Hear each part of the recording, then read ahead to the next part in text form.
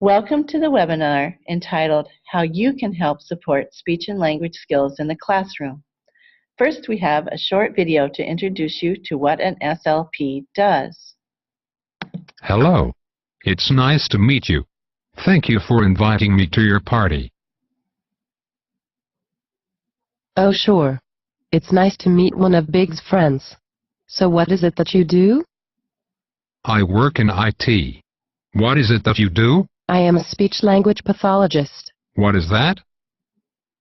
Another term is a speech therapist. So you fix the way people talk. Kind of. A speech therapist helps people communicate. We focus on the formulation of language in the brain, but also on the production of the words spoken. Oh, I get it.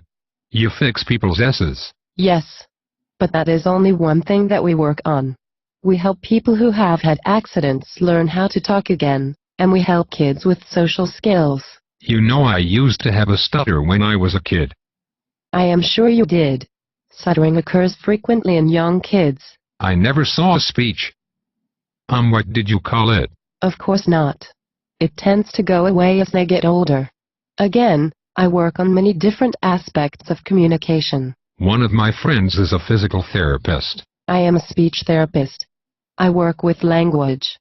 Physical therapists work with people's body movements. Oh, I see. Maybe you could help me give a speech I have to give next week. I'm pretty nervous about it and I could use a few pointers. I don't teach public speaking. I teach people how to communicate when they have a hard time talking or figuring out what to say. Did I tell you I had a stutter when I was little? It went away on its own.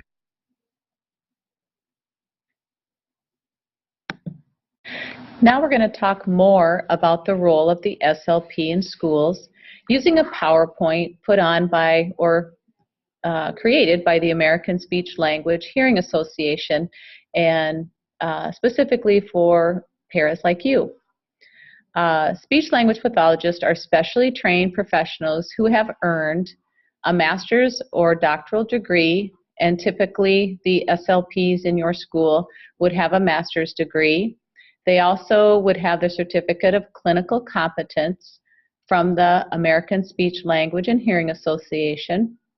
And they also need to hold a state license from the Department of Education. ASHA requires a master's degree and also a supervised graduate fellowship, which could be an internship in a school setting or in a hospital type setting. And then also all SLPs have taken a national competency exam. SLPs work with school children who have communication problems that affect success in classroom activities, social interaction, literacy, which is reading, and learning. The Individuals with Disabilities Education Act, IDEA, provides speech-language services for school-age children with communication disorders that adversely affect children's educational performance. Good communication skills lead to successful speaking, thinking, reading, writing, and learning, and are very important for educational success. Poor communication skills lead to difficulties or problems in understanding classroom instructions, participating in classroom instruction, or talking in the classroom, answering questions, just verbally communicating with peers, and also developing and maintaining relationships.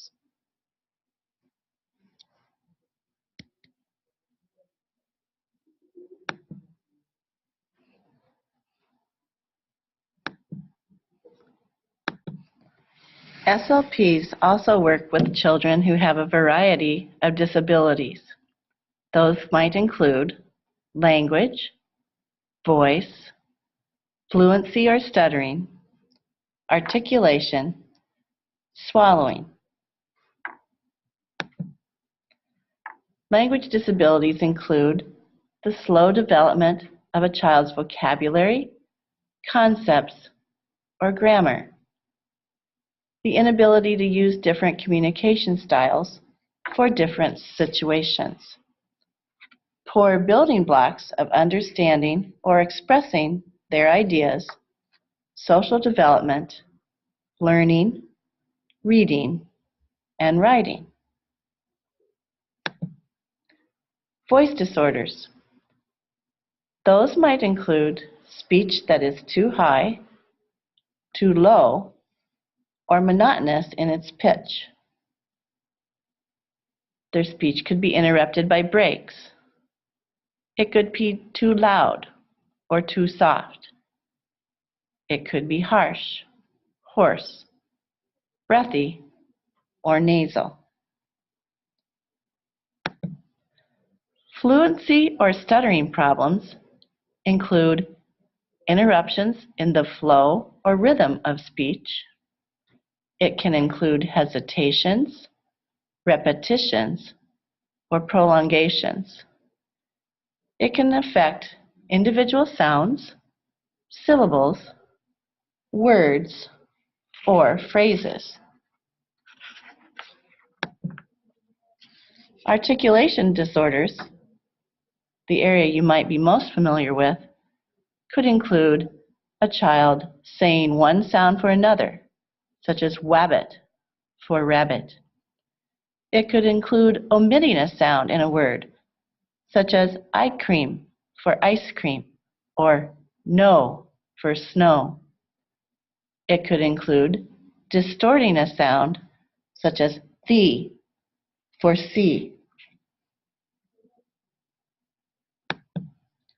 Swallowing is an area in the school situation or setting that is most typically addressed by the OT.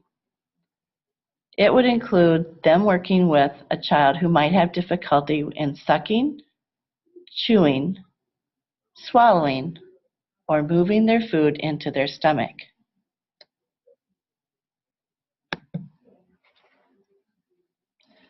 Swallowing could also include or interfere with eating lunch or snacks.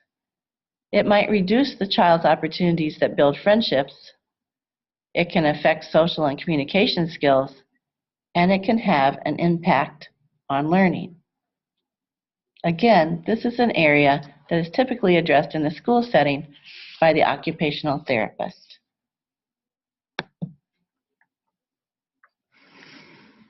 Speech and language disorders can be associated with hearing loss, cleft palate, cerebral palsy, and other motor problems, as well as learning disabilities.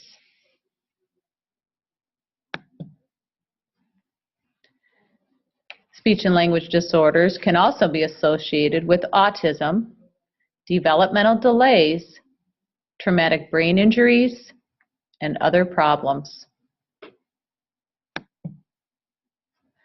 SLPs have many roles in schools. They may be involved with the prevention of communication disorders, the identification of students at risk for later problems. They work on assessment of students' communication skills and evaluate the results of their comprehensive assessments. They also develop and implement IEPs and work on the goals of students who need these services. They also are required to document the outcomes and the progress of students they work with. They collaborate with teachers and other professionals like the OT or PT or school psychologists. They advocate for best practices for teaching and also participate in research projects. They supervise communication assistants, and they also can have graduate students or SLPs that are in training to give them observation hours or supervise them during their internships while they're working on their graduate degree. and they also participate in the school-wide curriculum and literacy teams. SLPs can work with children in a variety of ways.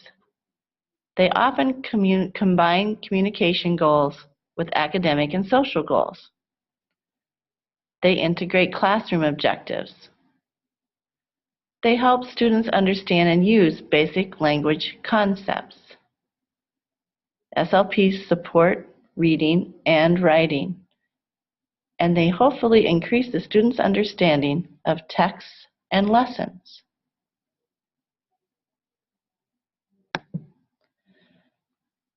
The services SLPs provide can vary depending on the individual student's needs. It could include monitoring or periodic screening of the student's abilities and speech and language skills.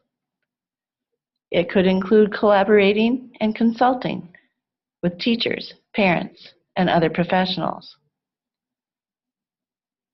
SLP services could be classroom-based, or they could be small group or individual sessions. Some districts even have speech and language classrooms.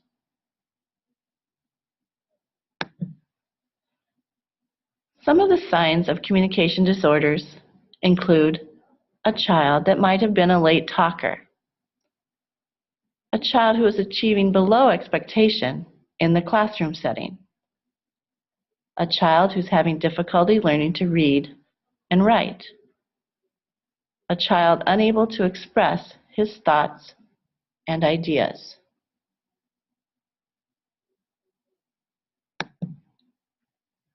The child might have problems understanding others or following directions.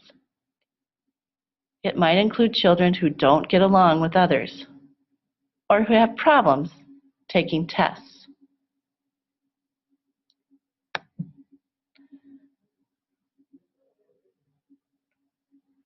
How to get help with the SLP may include meeting with classroom teachers or requesting a screening.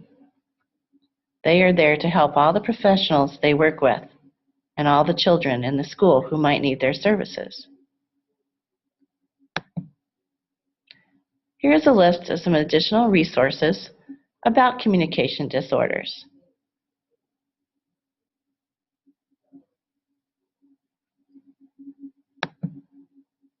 There are also brochures you can ask for. An individual copy is free.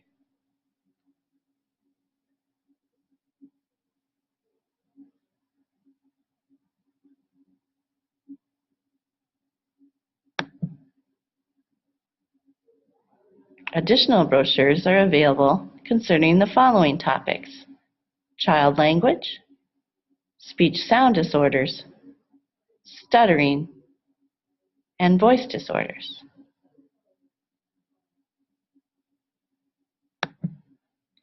Ear infections and language development, hearing, noise, and school-age children. How does your children hear and talk? Available in a variety of languages.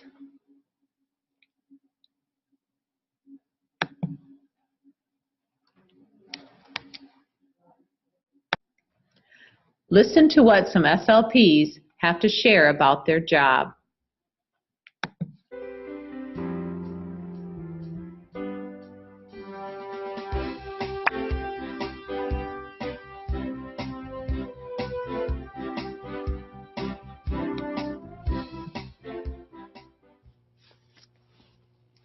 Hi, I'm Janelle Swanson. I'm the chairperson of the Speech and Language Department for Prairie Lakes AEA. Actually, I'm just getting ready and doing some planning for our next department meeting. The speech language pathologists at Prairie Lakes AEA continually learn more and more and more because our services have changed a lot in the last few years. We still do those services that people are used to us providing, the articulation and voice and fluency, but the area of language has expanded a lot in the last few years because of its high impact on other student achievement in all areas of academics. So we need to continually provide more and more support to our SLPs to be able to provide those services. We also provide lots of different service delivery options, and that means that sometimes we work with skill building and work with individual children, but we also work with whole classrooms. We consult with teachers. We help buildings look at their data and figure out what their needs are, and we even look at the district's needs. And so we are busier all the time and need to hone in those skills. But I really actually need to get back to planning. I want you to hear from some other people to hear about what the Prairie Lakes SLPs do. Thank you.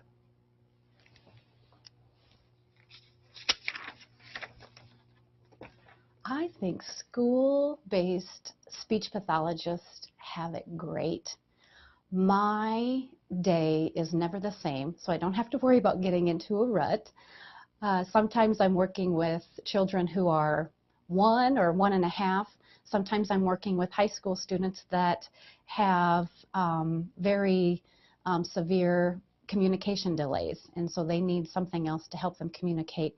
And I have preschool kids kind of in the middle, so my day is never the same. Sometimes I'm working with teachers and sometimes with parents. It's fun, that there's a lot of variety. You'd think that it would be the same from place to place, but there's so much variety in the way you can serve kids, and you're not just doing one thing. You're not just pulling them out and working on one thing. It's different curriculums, different ways of serving the kids, and each child has different needs and responds differently to how you're going to treat them. So it's fun to figure out, what am I going to do with this kid to get him to learn this skill?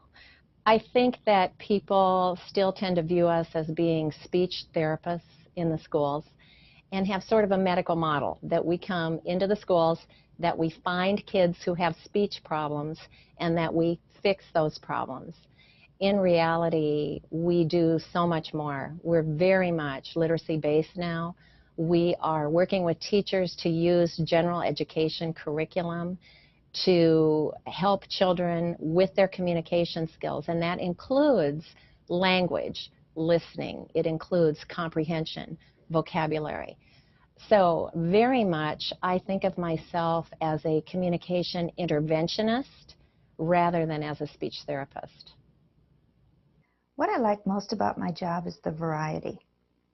Every day is different, and every moment throughout the day is different.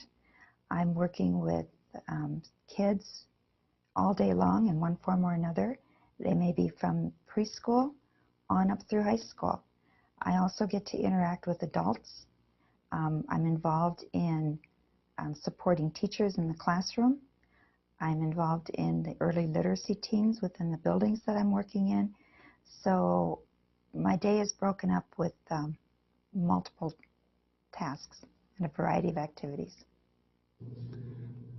It is always thought of our SLPs taking kids out of the classroom and working with them, which she does a great job.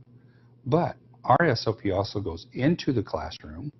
It could be team teaching with a whole group. It could be working with a small group of students. It might be working one-on-one right in the same classroom with the rest of the students. So it's not always take the student out of the classroom.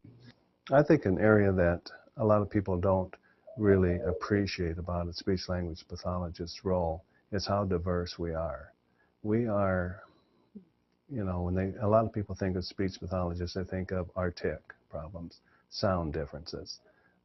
But when you look at a preschool level, you're looking at the phonological disabilities or unintelligible kids. You know, we're responsible for that. We're responsible for all language issues, for vocabulary or syntax or grammar. Fluency, it's another area that we're responsible for. Voice concerns. We're becoming more involved with reading initiative, with the assessment and interventions, and I don't think sometimes people realize how diverse we really are and how many hats we wear. I always try to explain it as, we work with anything that involves communication. So that could be, you know, talking to your buddy, gestures, anything that helps a child to succeed in school as with regards to communication.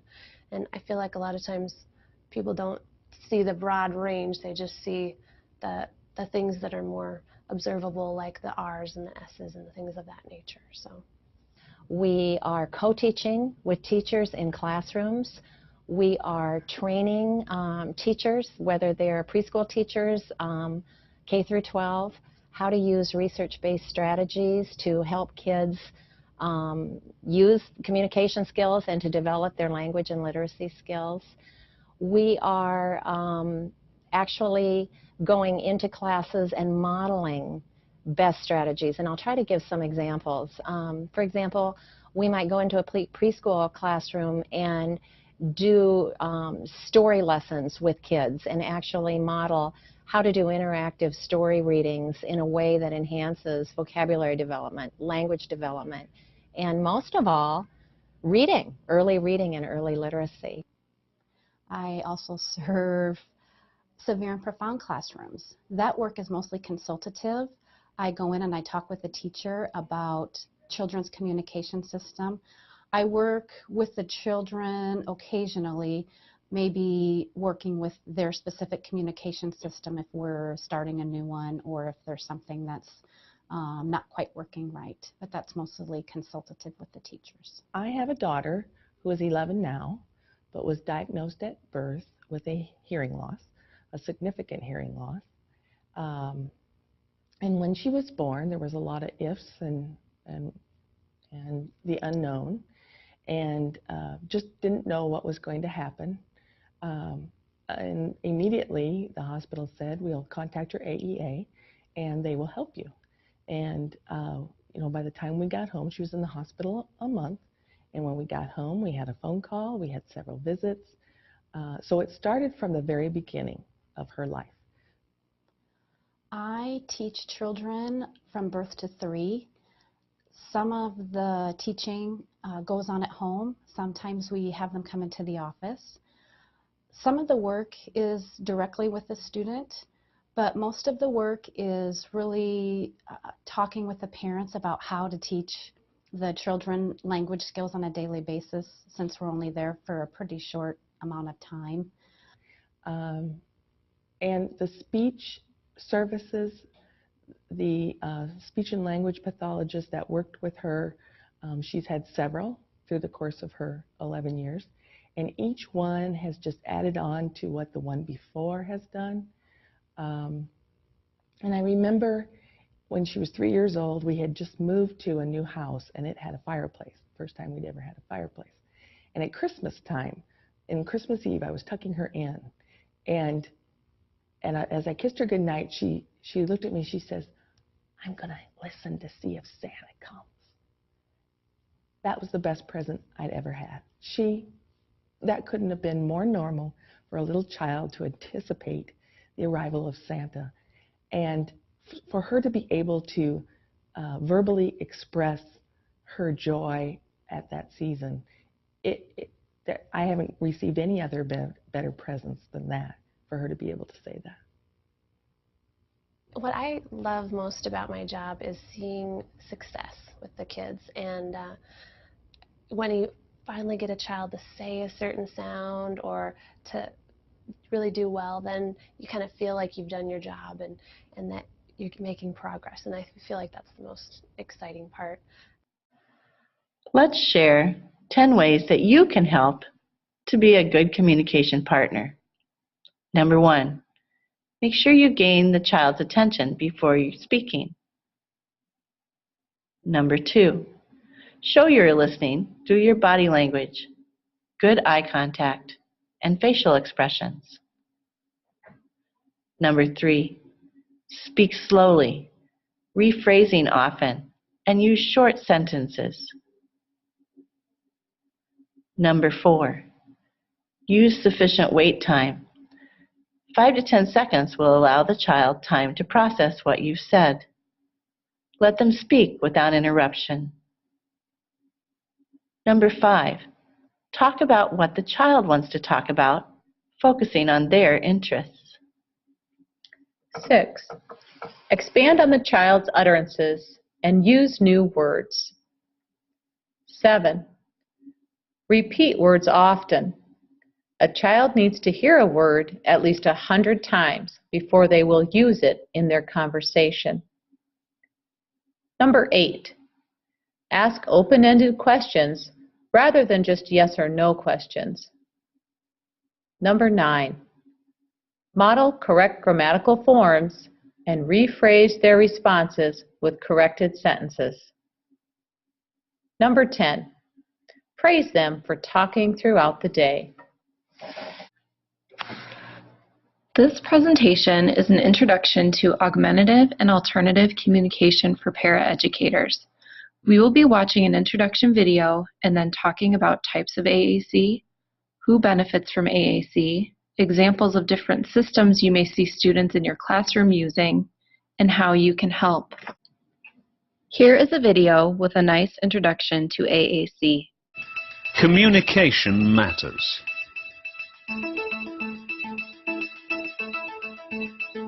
Augmentative and alternative communication strategies are designed to make the best possible use of an individual's inherent abilities, to compensate for their individual difficulties, and thereby to make their communication as quick, simple, and effective as possible.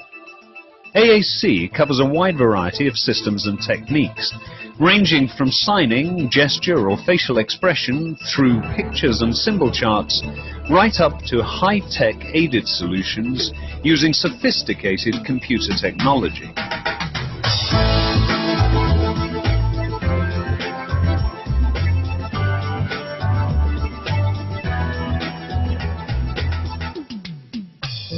People who are using AAC at the moment are people with cerebral palsy, children and adults, people with a learning disability, people who've had strokes, people on the autistic spectrum, people with illnesses such as motor neuron disease or Parkinson's disease or multiple sclerosis, people with head injuries.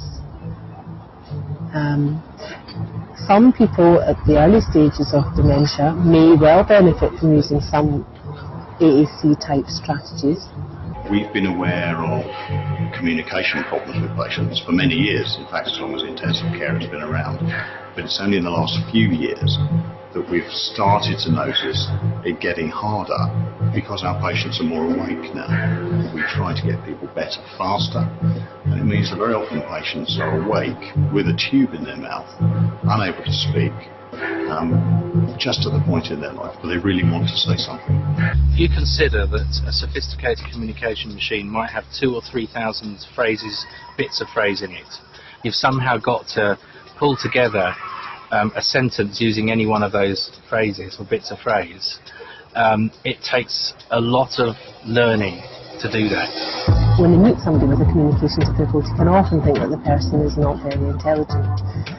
We judge people on how they talk, how they interact with themselves. However, as soon as you give somebody a communication aid and give them sufficient support and training to learn how to use that communication aid, you can quite often find that the person has lots to say. Hi, my name is Toby Hewson. I'm 24 and live independently with a team of personal support assistants. I lead a very busy life, involved with many organizations to do with AAC. I was diagnosed at the age of 12 months with cerebral palsy, and with a great support from my parents, teachers and therapists, I eventually ended up 6 years ago with a high-tech AAC machine. I am now a trustee in Communication Matters, a trustee and role model for One Voice, who set up networking and fun weekends for children who use AAC, their parents, and as importantly, their siblings. I speak at conferences and visit schools and colleges where I show a video that I made. This, I hope, will overcome barriers that people have who lack the experience of someone using AAC. Are people ever nasty to you because of your disabilities? I ignore them. I would not be able to do any of these things without my AAC machine. And I should know, I was 18 before I could have my first conversation with my mom and dad. Do you like computers? I love computers.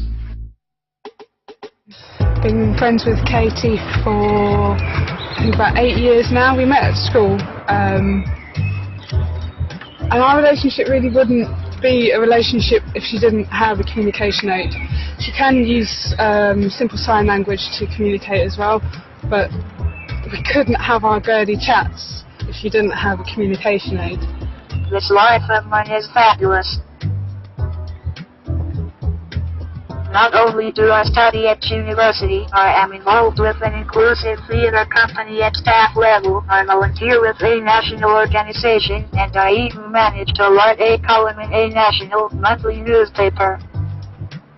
Also, I am well known for giving speeches and talks. None of this would happen if I was not given a communication aid. We are denied communication aids. Quite simply, we are denied the chance to be human. And communication aids have the power to make the lives of people like me not only worth living, but useful, easy, and wonderful in parts. Katie couldn't be at university if she didn't have a communication aid. It's quite simple. If she didn't have a communication aid, then she would not be able to communicate her complex thoughts, and she would not be able to demonstrate that she knows stuff and that information actually goes in. My name's Alan Martin. I live in Oregon on the Whirl. I am a dance workshop leader, and I give performances, write my own music, and also I give disability issues presentations. What I do is not wheelchair dancing, it is creative contemporary dance. There is a very big difference. Most of what I've achieved in the last 10 years would not have been possible without an electronic communication aid. I believe that everyone can dance. We may dance differently, but it is still dance. I've decided to try working as self-employed to earn my living. I've given up most of my welfare benefits. Hi, my name is Toby Churchill. I lost speech and most movement at age 21. I was at Bath University studying engineering when I was taken ill with viral encephalitis. After 1 year I returned home. My means of communication was an IBM typewriter. This was fine indoors, but not portable. My social life was limited. So I set to work designing a battery-operated typewriter with speech output and dual displays. To my surprise, there was a market for my invention. Here we are 30 years later, sitting in our factory of 30 people. We export worldwide. My communication aid allows me and thousands like me to live independently, giving us control of our lives. Thank you, and I must be in Los Angeles now. Is that this technology is integrated so that when someone comes in for a communication aids assessment or a power chair assessment or an environmental control assessment, the person dealing with that person taking on that referral would actually look at all of that area of assistive technology as if they provided it all in-house, in one house. Communication aids are coming out now with English-sounding voices and voices with regional dialects in. The other exciting area is the way the communication aids can communicate themselves to other pieces of technology. They already have built-in environmental control features in them. They have Bluetooth attached to them so that they can control printers and all sorts of other things.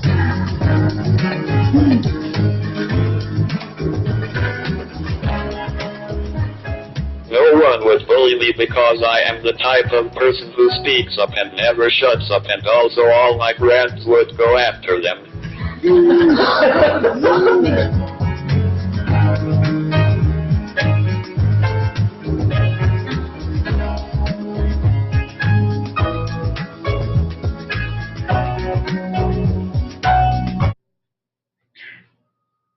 AAC is defined as a device, either electronic or non-electronic, that is used to transmit or receive messages.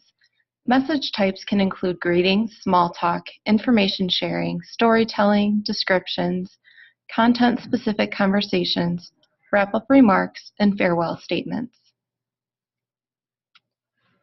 Who may benefit from AAC? Any person whose daily communication needs are not met by natural speech or writing, including young children who are delayed in their speech development, may benefit from AAC. There are two types of AAC, unaided and aided communication systems. Unaided communication systems rely on the user's body to convey messages. Examples include gestures, body language, and/or sign language. Aided communication systems require the use of tools or equipment in addition to the user's body. Aided communication methods can range from paper and pencil to communication books or boards to devices that produce voice output and/or written output. Electronic communication aids allow the user to use picture symbols, letters, or words and phrases to create messages. Some devices can be programmed to produce different spoken languages. Now we will go through options for unaided and aided systems and see examples of different systems you may see students using in your classroom. Some examples of unaided systems include body language, gestures, and sign language. You may see a student using these systems by putting their head down, throwing both arms up in the air with excitement, or signing more to request another item at snack time. There are many options for aided communication systems, including low and high technology. There are many low-tech ways of using symbols depending on what you are aiming to achieve. Communication books, communication charts, communication cards, visual timetables, picture exchange communication systems, e-turn frames, communication passports, and talking mats are all different examples of these. This is an example of communication books that have been created by Boardmaker. Communication cards are easy to transport by the student, teacher, or para. These are examples of PEX systems that you may see students with autism or other complex communication needs using. Those are all low-tech examples. Now we will move on to high-tech options. High-tech options include eye gaze and voice output communication aids. Eye gaze systems use eye gaze as the access method. Voice output communication aids, or VOCAs, have spoken output. They range from simple to sophisticated devices, such as single message, message sequencer, overlay, and dynamic screen. Eye gaze systems are for those with very limited motor abilities. Pictured is a student using a Tobii eye gaze system to select the words to communicate. Other high-tech examples include single message and message sequencer devices. With a single message voice output communication aid, the same message is spoken with every button push. With a message sequencer voice output communication aid, each time the button is pushed, the next item in the sequence is spoken. Overlay voice output methods are typically printed for the user and the messages are recorded into the device. Dynamic screen devices can include apps on the iPad, iPod, iPhone, Android devices, or standalone devices such as a Dynavox. How can I help? You can be a good communication partner. You can do this by responding to all forms of communication, providing support and help when needed, focusing on the positive results, and finding solutions to challenges. Feel free to consult with your student's special education teacher who is working closely with a speech pathologist to provide students with customized ways to communicate. In conclusion, I would like you to take 5 minutes to think about the students you are coming in contact with that are currently using aided or unaided AAC. What are some questions you can ask the special education teacher? What are 5 ways you could help the student use their AAC systems and routines throughout the day? This portion will address articulation, most specifically the modeling of articulation sounds in the classroom. Articulation refers to the clearness of speech, the production of individual consonants and vowel sounds. Many students attend speech to work on the production of articulation sounds. The speech pathologist determines what sounds are developmentally appropriate for each individual child. There is a developmental sequence to learning the consonant speech sounds. A child does not learn to master all consonant sounds at the same time. 90% of children are expected to have mastered some consonants by age 3 and other ones not until age 7 or 8. Keep in mind that your speech-language pathologist will provide guidance concerning the sound or sounds needed by your students. You are the model for the child's speech. If a child doesn't say a word right, don't criticize. Simply stress the word again, producing it correctly as a model. Model the sound so your child can see your mouth. For older students, you may highlight the sound on their spelling list or in reading material to show emphasis on the sound that they are working on in speech. We will now discuss some specific modeling techniques for speech sounds.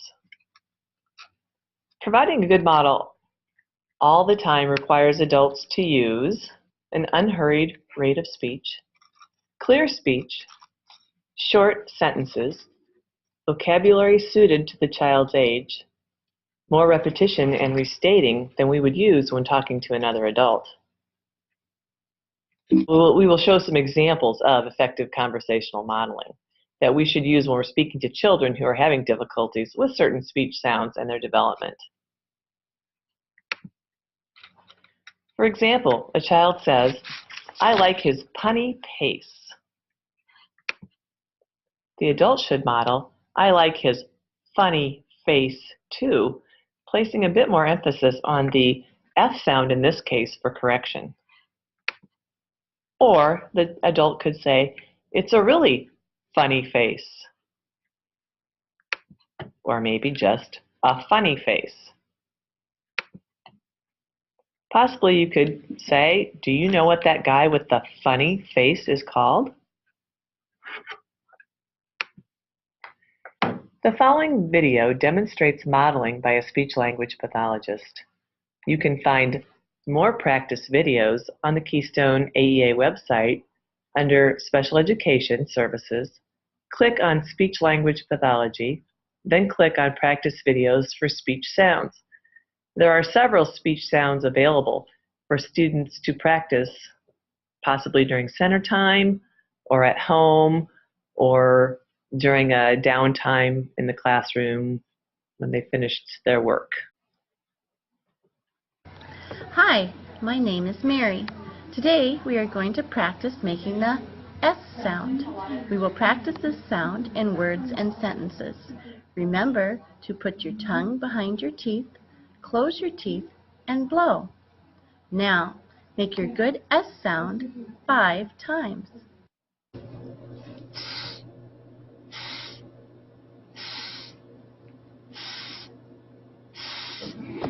Great job!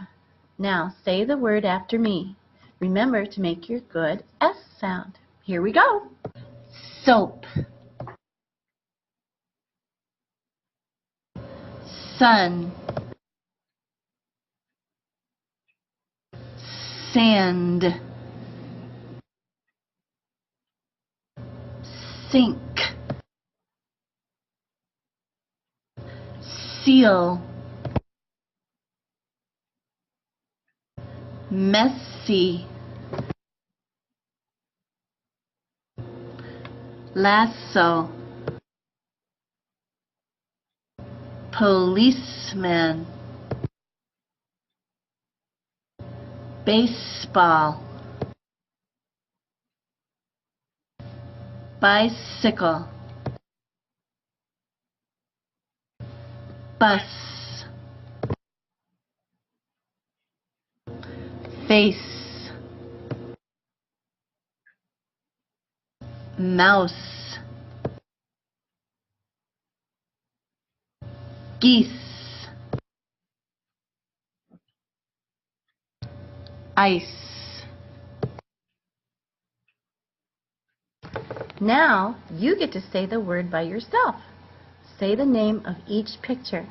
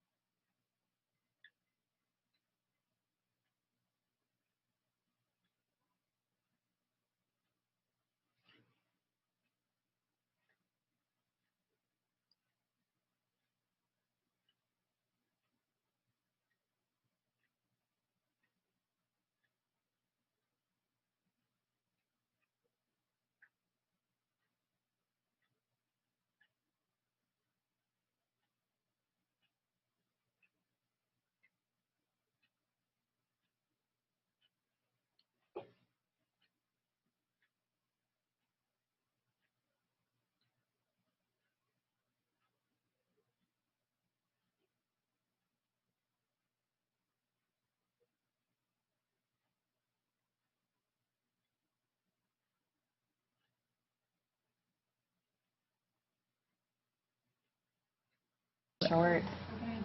Way to go! Now, say each sentence after me. I need the soap.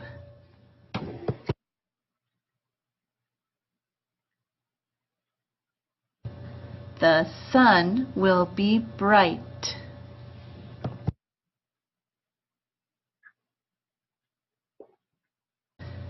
Dig in the sand.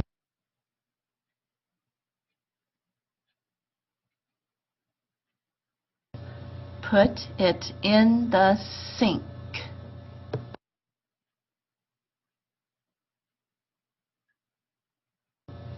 Look at the seal.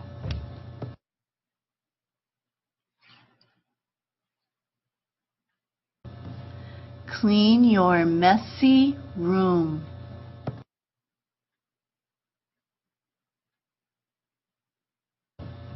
The lasso fell down.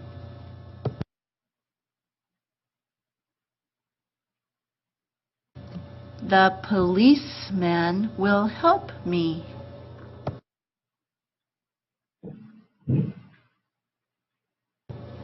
Hit the baseball.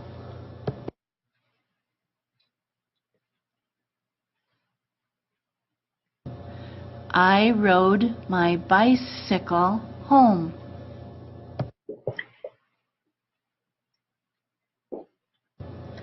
Where did the bus go?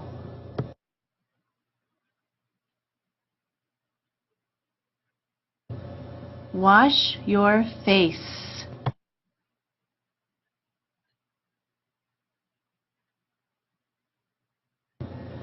I want to move the mouse.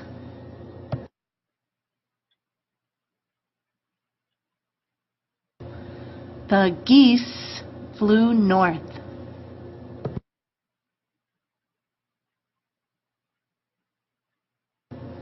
My ice will melt.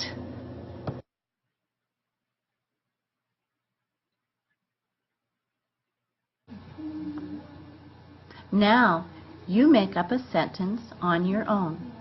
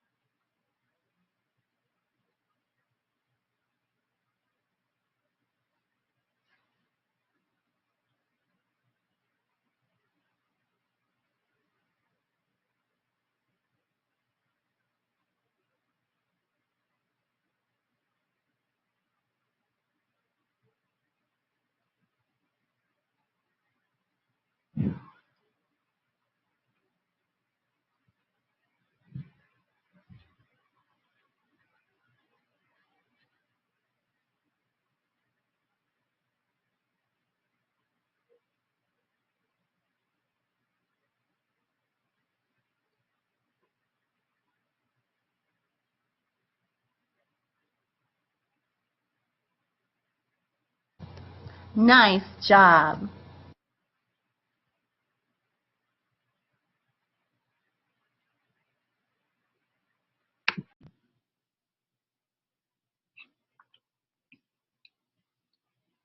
Let's talk about how to support language skills in the classroom.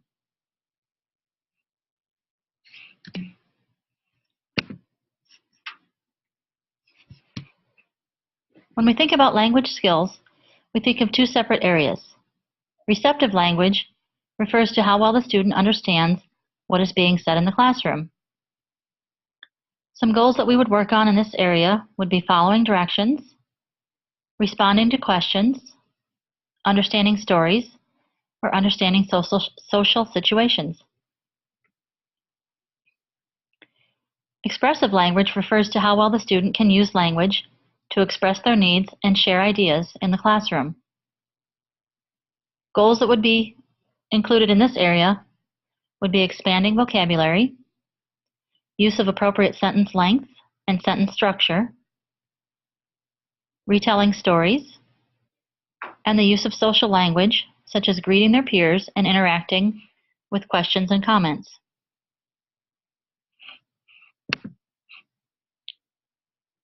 First, it's important to know your students.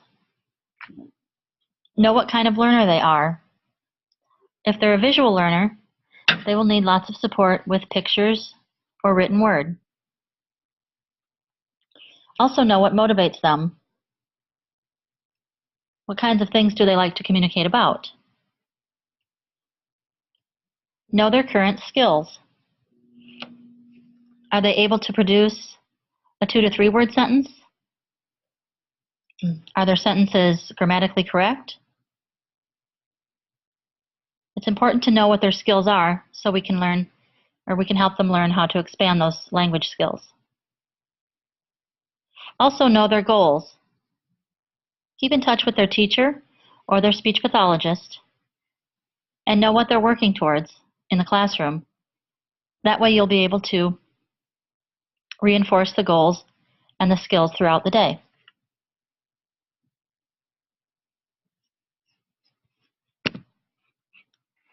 Other ways that you can help. We can help by giving clear directions in the classroom. Some of our students need directions broken down into smaller steps. It'll be important to use language that is clear and understood by the student. Many students will need visuals such as pictures or written words in order to follow through with a direction. Sometimes just a sticky note or a whiteboard with clear, brief directions written down at their desk helps them follow through with the task that they need to do.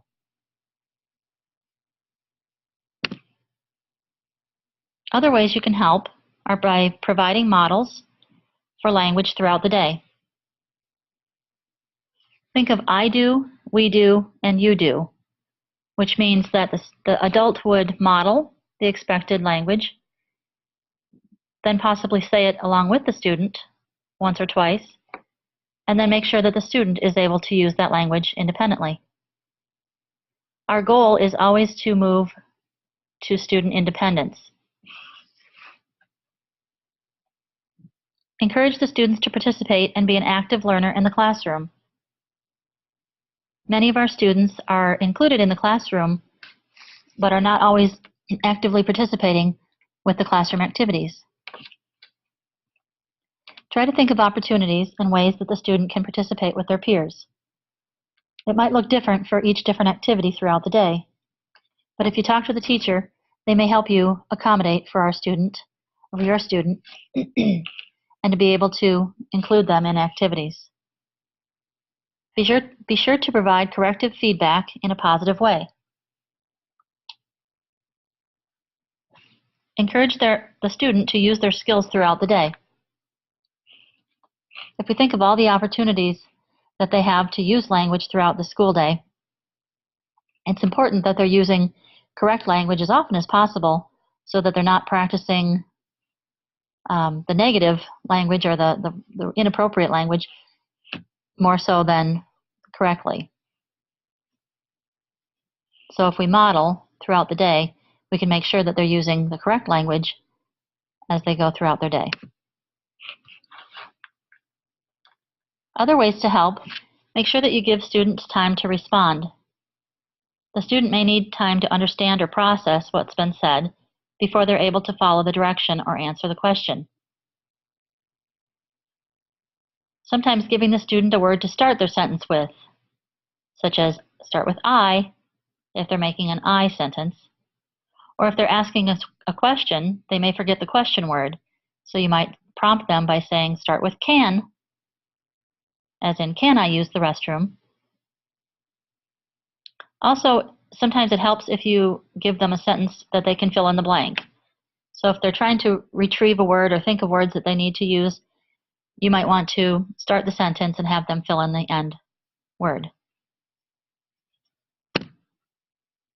Here's a video that demonstrates good language skills and language building strategies for all students. The video focuses on toddlers, but the ideas can also be used with a variety of ages.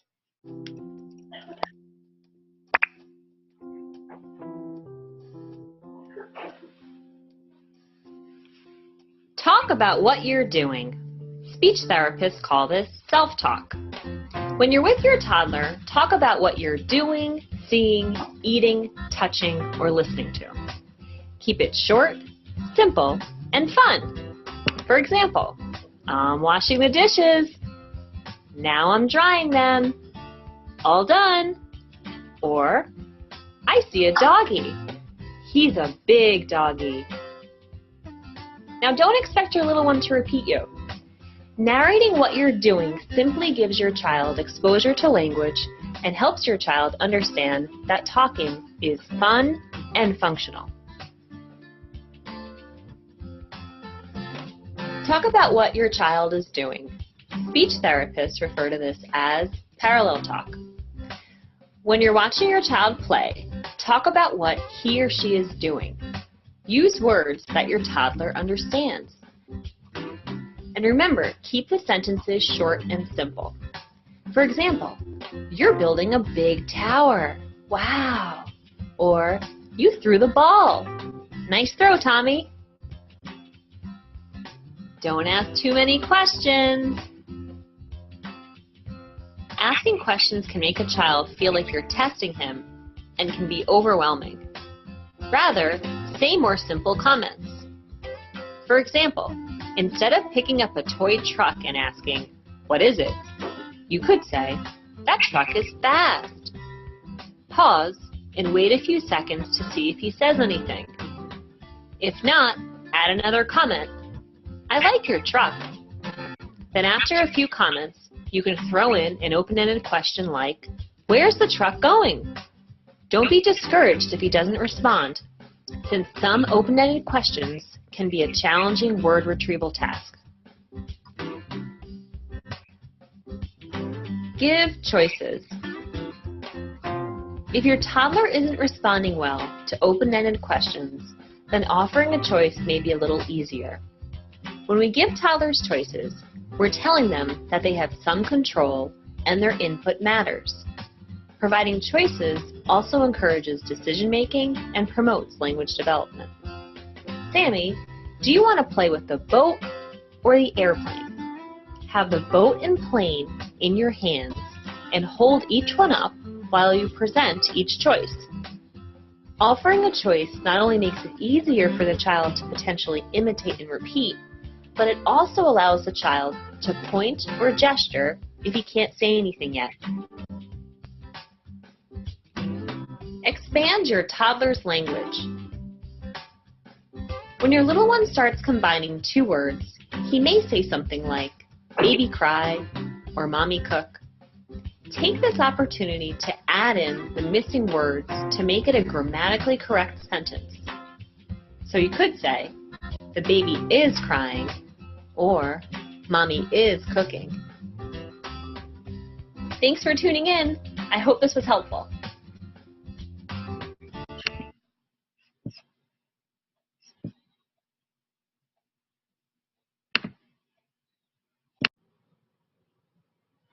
So now let's go ahead and talk about dialogic reading.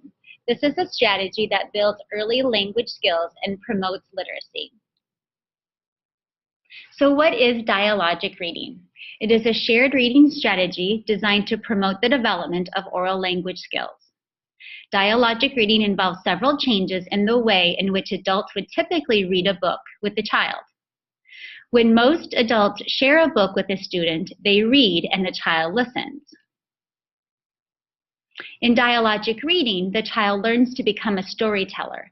The adult assumes the role of an active listener by asking questions, adding information, and prompting the child to increase the sophistication of descriptions of the material in the picture book. The child's responses to the book are encouraged through praise and repetition, and a more sophisticated response, and are encouraged by expansion of the child's utterances and by more challenging questions from the adult reading partner. So let's go ahead and watch this video. As parents and teachers, we know that reading to children is important. During the preschool years, reading leads to better language skills, including a larger vocabulary. We also know that the way we read to children is important. Dialogic reading is a set of techniques that, when used with storybooks, can help children develop their language skills. Yeah! Today, we are going to show you how to use these techniques while watching videos with your child. What's the bear doing? During dialogic questioning, you talk with your child about the video and encourage him or her to become an active participant. Why? When children talk about stories, they understand them better, remember them more, and learn new words and ideas quicker than when they just watch the video alone. What time of year do you think it is? Here are the basic steps for using dialogic questioning. First, read the title and talk about what you think might happen in the story. All right, let's watch. Then, play the story and watch with your child. Playing Who'll Dive In First? A day or two later, watch the same story with your child, but this time, pause to ask questions and discuss. What do you think his friend should do? What should the other... To remember the steps of dialogic questioning, think of the word peer to guide your conversation. P stands for pause and prompt. Pause the video and prompt the child to talk about what's on the screen. What's he going to pull out now? Cow. You think he's going to be a cow? The next letter, E, stands for evaluate. Evaluate what your child says by confirming a correct answer or correcting an incorrect answer. What's a cow say? Who says quack quack? The next letter, E, stands for expand. Expand on your child's response by adding more information. Do you think he's going to pull out a cat or a duck or a cow? Duck. A duck. All right, let's see. And the last letter, R, is for repeat. Have your child repeat the correct response. Repetition gives your child multiple opportunities to learn new words and ideas. Yeah. Here's another example of dialogic questioning. Let's see what happens. Look for each part of the peer sequence. Pause and prompt. Do you know what seasons mean? Evaluate. When you season something, you put spices on it. Expand. Salt. What else? And repeat. When she's seasoning the stew, No. she's putting salt and pepper in there. Let's see what happens. For many of you, it will be a big change to pause and encourage your child to talk during videos. But with a little practice, it will become more comfortable to both you and your child. Please bark, George. Did he bark? No. The best way to get your child talking during stories is to ask them different kinds of questions. When you pause the video to prompt your child, try to ask questions in different ways. The word crowd will help you remember the kinds of prompts to use in dialogic questioning. Do you remember what this story is about? A bear. It's about a bear. C stands for completion. Prompt your child by leaving a blank for your child to fill in. These prompts work especially well with a rhyming or repetitive story. But the bear... On. He just keeps sleeping. I can't believe it. Here's another example of the completion prompt, this time with a younger child. But the bear snores on. Yeah. Yeah. Another kind of prompt is a recall question. When using a recall question, you ask your child to remember a detail about the story. Well, I think that is the bear. 2 mouses. Here's another example of a recall question. These are questions about something that has happened in the story. What are they going to do with the nuts? They're going to eat the nuts. And they nibble and they munch with a juice. Chomp. Crunch. The next letter is O, which stands for open-ended. Asking children open-ended questions allows them to talk about story ideas and use new words. You can ask your child to make inferences about the story or explain why something happened. What do you think his friends should do? What should the other animals do? Make them feel better. What could they do to make him feel better? We're making some popcorn too. Well, that would be nice. And give him some snacks, some party treats. Yeah, this would be so happy. Okay. Well, should we see if that's what they do? Here's another example of an open-ended prompt. What's the bear doing? Oh, cave.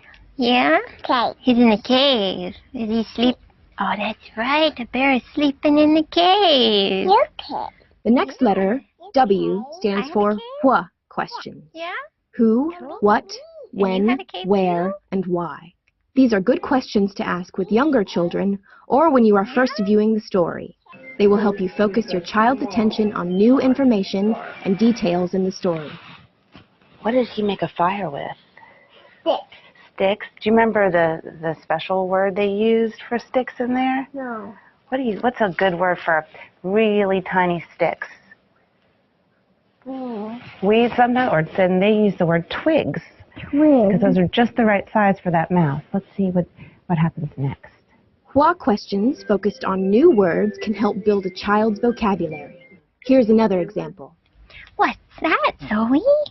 What is that? But is that a bunny? Gay. Yeah. It's a gray bunny. What does a bunny do? Boing, boing, boing. Boing, boing, boing.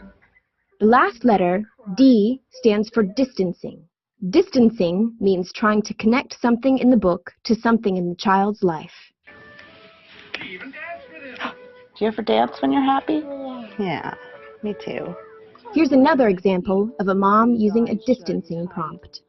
He sleeps through the day, he sleeps through the night. So, where do you sleep?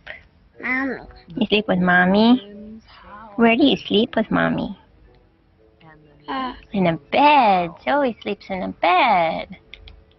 Where's the bear sleep? Where's the bear sleeping? Is he sleeping in a cave? He sleeps in a cave in the woods. Here are some tips for reading and talking about videos using dialogic reading techniques. Use the letters in PEER, P-E-E-R, to remember the general sequence of dialogic questioning. First, pause the story and prompt your child. Second, evaluate your child's response. Third, expand on what your child has said. And finally, ask your child to repeat his or her response. When you pause, vary the type of prompt you use. The letters C, R, O, W, D will help you remember. Completion prompts, recall prompts, open-ended prompts, what prompts, who, what, when, where, and why, and distancing prompts. Watch some more. Don't do more prompts than your child can handle. Pause the video often, at least once a minute. Try for 1 or 2 prompts each time you pause the video. Start with simple prompts, like asking your child to identify objects and actions on the screen. With each viewing of the story, encourage your child to give more detailed answers about the story. Invite your child to participate by telling parts of the story to you. Yeah, is he eating? Remember, children can learn new words and information from video stories when you watch and talk with them. Talking about stories is an excellent way to build children's language and literacy skills build confidence, spend time together, and have fun.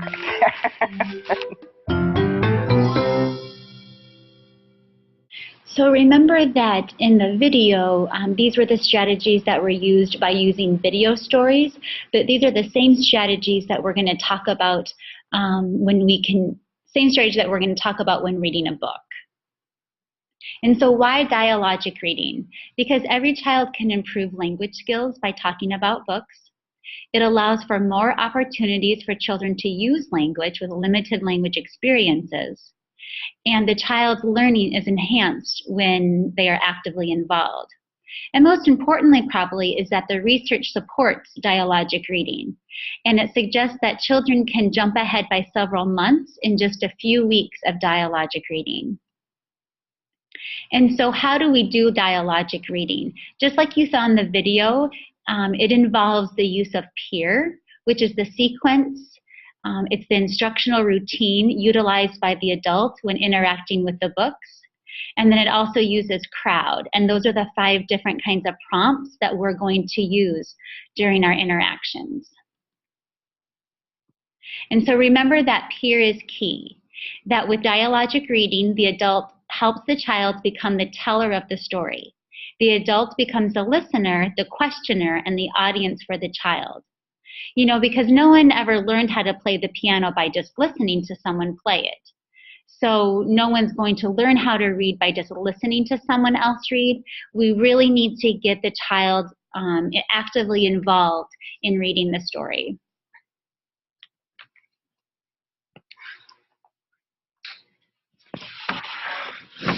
So if you remember, peer is the instructional routine. The P stands for prompt. So you're going to prompt the child to say something about the book using crowd, and we will go into that later. Then after you prompt the child, you will E, evaluate the child's response, and then E, expand the child's response, and then R, repeat the initial question to check that the child understands the new learning and has the opportunity to practice the new word. So crowd. The C stands for completion. So you will leave a blank at the end of the sentence and the child will fill in the word. R stands for recall. So you'll use a question or a prompt to ask about what happened in the book that the child has already read. So you wouldn't do this until the end of the book. O is open-ended. Focus on pictures in the book, like what is happening on this page or what is a certain character doing. WH questions are what, where, when, why, and how questions that focus on pictures in the book. And then distancing is the D, and that's when you ask questions to relate pictures or words in the book to personal experiences that the child might have had. So here are some more specific examples of each of the crowd prompts. So for a completion prompt, remember that the child will complete a word or a phrase. And these are good for repetitive books or books that have rhyming phrases in them. So for example, if we were reading, I do not like green eggs and ham, you could say, I do not like green eggs and then the child would fill in ham. How does it help? It encourages the child to listen, anticipate, and predict language.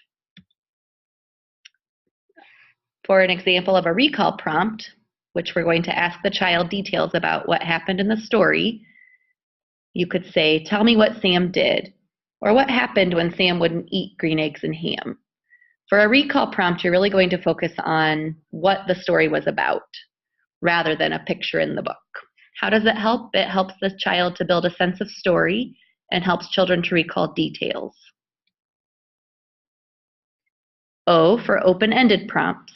Ask the child to tell what is happening in the picture. What is Sam doing in this picture? How does it help? It provides an opportunity for the child to use language. A WH prompt. How do you do it? You point to something in the picture and ask the child to name the object or the action. Again, try to pick out an action or object that relates to the story and maybe not something like what color is the item. So we would maybe say, what is Sam holding in his hand?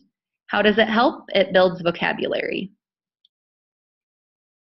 And then D, a distancing prompt. Ask questions that relate something in the story to the child's life. For example, Sam doesn't like green eggs and ham. What food don't you like? How does it help? It helps the child make connections between the book and their life, and it provides an opportunity for children to use language. So that is peer and crowd. You use peer and crowd to promote interactions and encourage conversations about a book. You capitalize on the child's interests, and you expect slightly more of the child each time you read through the book. And you want to keep interactions light and fun. So the first time you're going to ask simpler questions, and when you read the book the next time, you might ask things that are a little more complex. Here's another example. This time there is a day 1 and a day 2, and it's with the teacher reading a book. I have a special book for you today. The name of our book is Hello, Ocean. Isn't that beautiful pictures?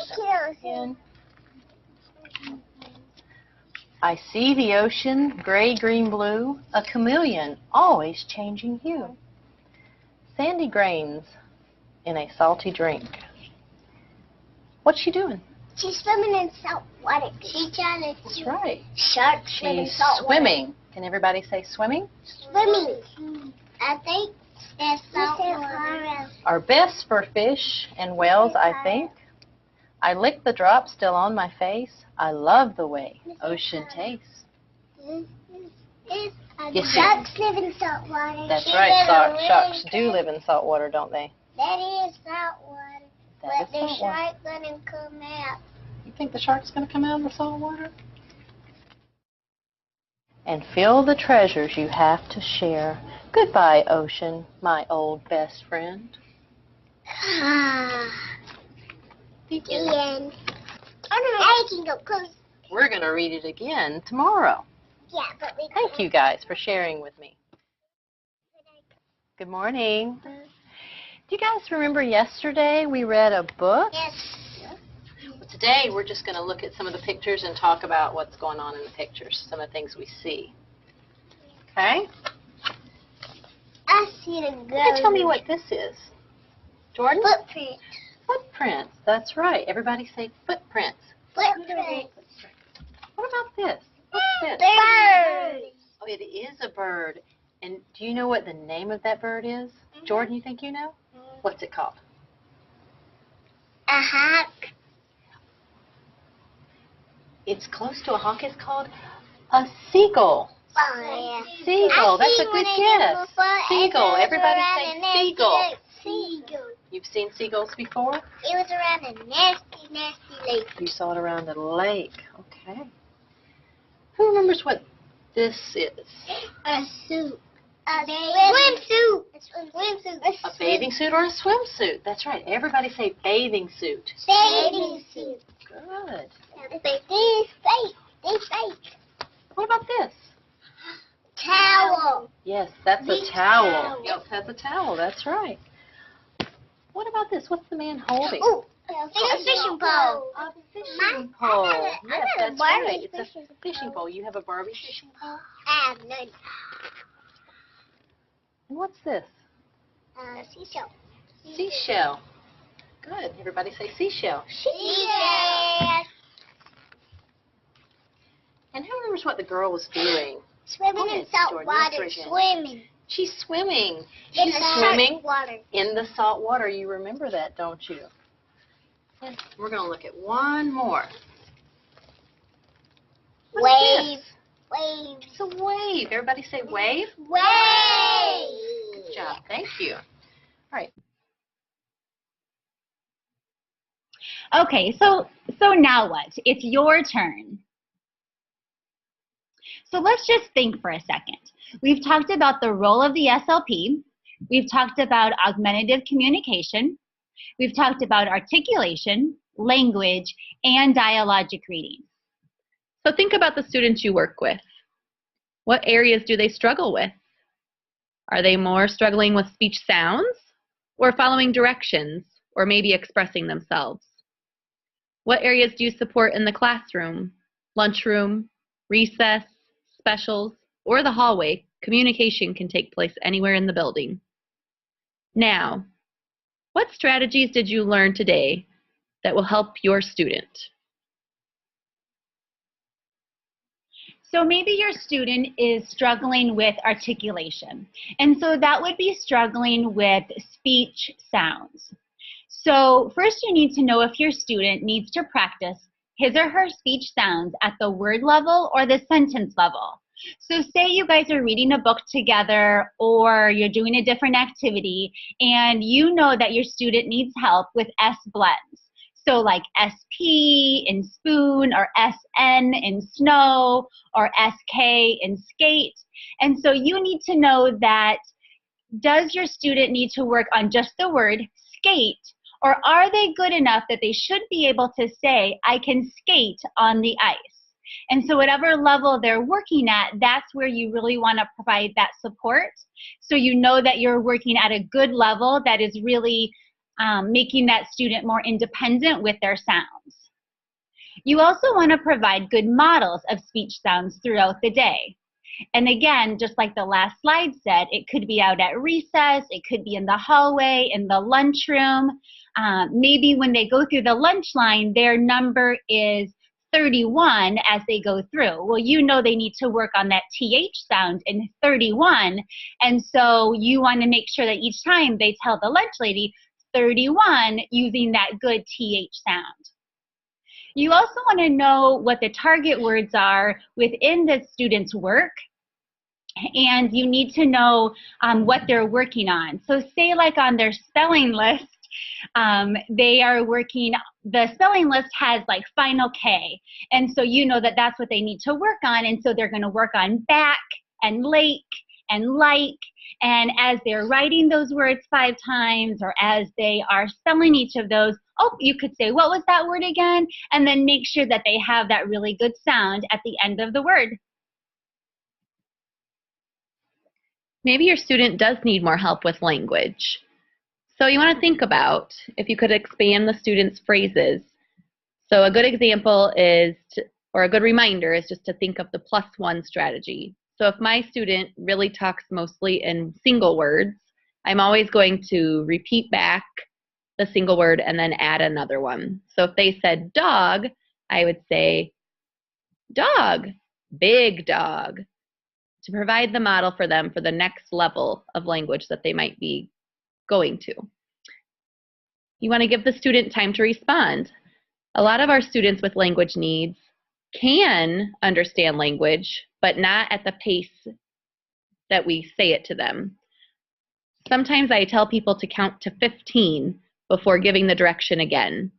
So you might say, go to locker, and then if you would count in your head to 15, and if they still hadn't moved, then you would maybe give it another time, show a picture, or help them find the locker. Offer choices. So you might say, do you want the blue marker or the yellow marker? You could have the 2 items present so that they could reach towards it, or if they are verbal, then you've given them the model of each word so that they would have a little more support to know which word to say. Also think of the scaffolding techniques you've learned today. And if you need some more ideas, your speech pathologist would be happy to share some with you or to give you specific ones in your day-to-day work. But think, can the child answer an open-ended question? Or does he need to fill in the sentence that I started? And we talked about some of those strategies with dialogic reading, but they could go across your day.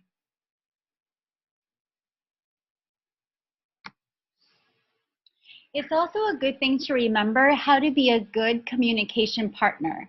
Remember, there's many forms of communication. The child might be only able to point to what he wants, or to point in order to indicate what he wants to do next or what he would like to do. You also need to take into account that their body language might be able to tell you what the child wants. Of course, vocalizations, maybe some sign language, and always that facial expression. You know, sometimes we can really get a lot from what the kiddo is thinking if we watch those facial expressions. And then we also need to take a look at alternative augmentative communication. And the biggest thing here is just that they all count. If you have a child who is starting to be verbal but needs the support of sign language, then we would honor the sign or the verbalization. For instance, at snack time, if the child was asking for more, if the child signed more, I would verbally say more and give them more of the snack, but I would not make them say more plus use the sign. So you're going to honor whichever system they're using as soon as they offer it. So that could be a picture, it could be a sign, it could be a verbalization.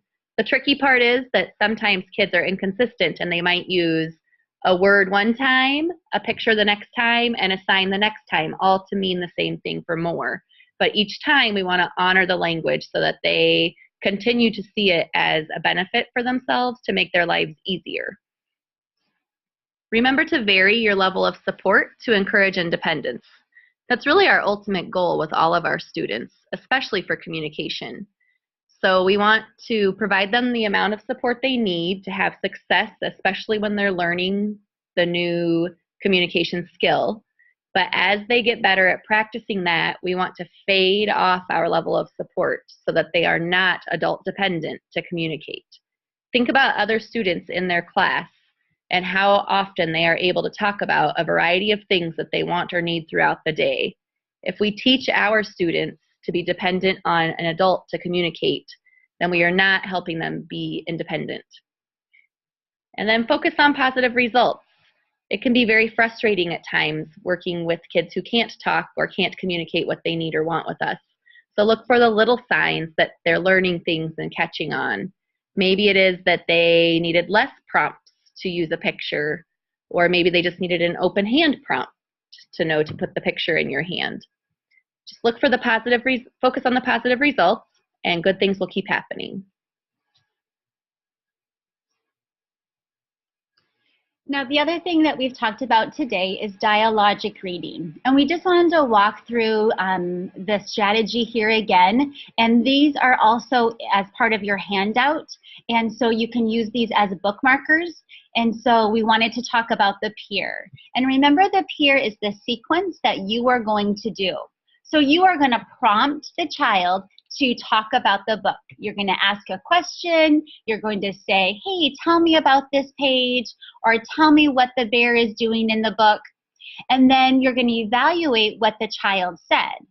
And so then you're going to see what kind of things need to be added there, and then you're going to expand on the child's response. And just like we said before, you're going to add just a few words. So it might be that the bear is in the cave, or that the bear looks hungry, or just adding a little bit more about the content of the book to help better understand what the book is really about. And then you can repeat the initial question to check for that understanding. And you might ask the child to repeat or expand with the correct response. But remember that all of this is based on what the student can and can't do. And so we really want to be able to know what our students can do, and then just build those small steps and really make sure that we're building independence with understanding of a story. Remember that the P in peer stands for prompt. So to remember which kind of prompts to use, you'll use the crowd prompts. The C is completion. So the child fills in the blank or supplies the repeated refrain in a book. Recall questions are about the content. And remember, we really want to talk about or ask questions that really focus on what happens in the story and what the characters did to help build up some of that comprehension of the story content. O is for open-ended questions. And that will help us increase the amount of talking about the book. For example, tell me what's happening on this page. Or tell me what the bear is doing here, while pointing to the picture. The W is for WH questions to teach new vocabulary. Remember to focus on all of the different types of WH questions. Who, what, where, when, why, and how. When you're working with younger children, the who, what, and where will be easier. When comes later, and then why and how are the most complex. The D is for distancing questions so that we can relate the story to real life experiences. So you might ask, if we're reading a story about a dog, you might ask if they had a dog at home or if they've ever seen a dog in person and what that was like. Okay, so now it's your turn. We really wanted you guys to be able to take what we've said today, but really think about your students and how you can use the different strategies. So we would like you to get out a piece of paper, and we would like you to write down the students' names that you work with. We would like you to write down the area that that student or those students need some help with.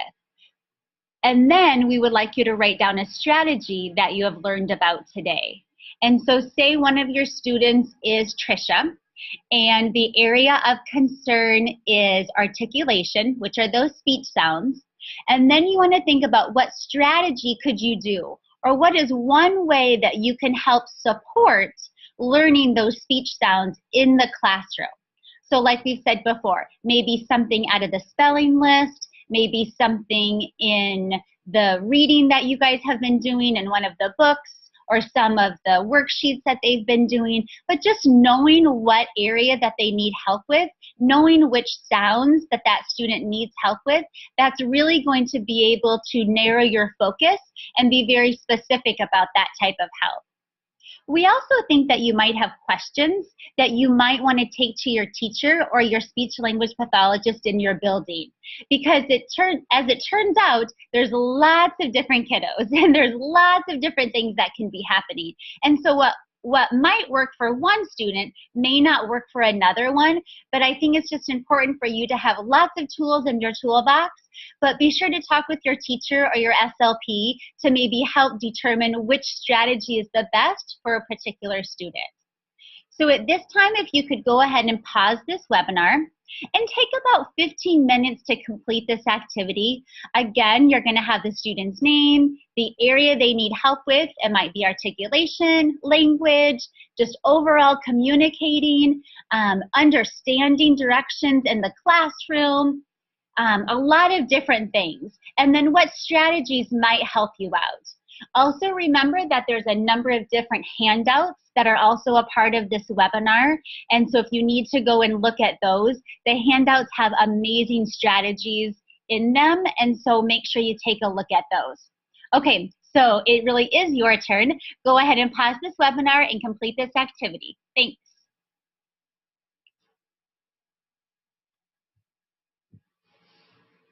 Thank you for completing the activity.